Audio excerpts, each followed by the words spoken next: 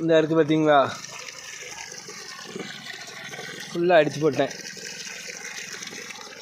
இதில் தான் நாங்கள் நின்று எழுத போகிறோம். இந்த இடம் எப்படி இருக்குன்னு பாருங்களேன்.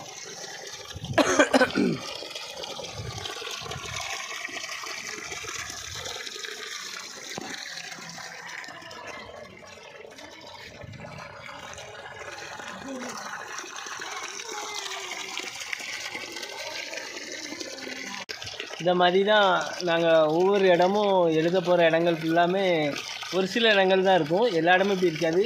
இதை விடலாம் மோசமாக இருக்குது. அதிலலாம் நாங்கள் பலகை போட்டு எழுதுவோம். இதில் வந்து நம்ம எப்படியுமே காலை உள்ள அந்த சாக்கடை உள்ளே விட்டு தான் எழுத முடியும்.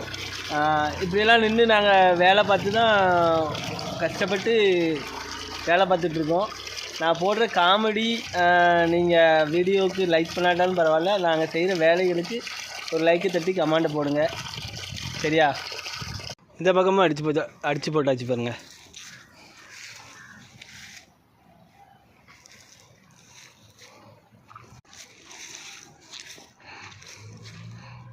இது பக்கத்துலேயே ஒரு விளம்பரம் எழுதியிருப்போம். இது இந்த வேலை முடிஞ்சோன்னே ஒரு வீடியோ எடுத்து போடுறேன்னு நான் யாருக்குன்னே ஒரு 6 மாதத்துக்கு முன்னாடி சொல்லியிருப்பேன். அது பக்கத்துலேயே எங்களுக்கு இப்போ வேலை வந்துட்டு.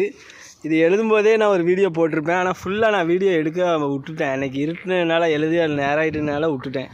இது பக்கத்துலேயே நானும் அண்ணனும் தான் எழுதி விட்டோம். அதான் 2 பேரும் சேர்ந்து எழுதுனது தான் இதுவும்.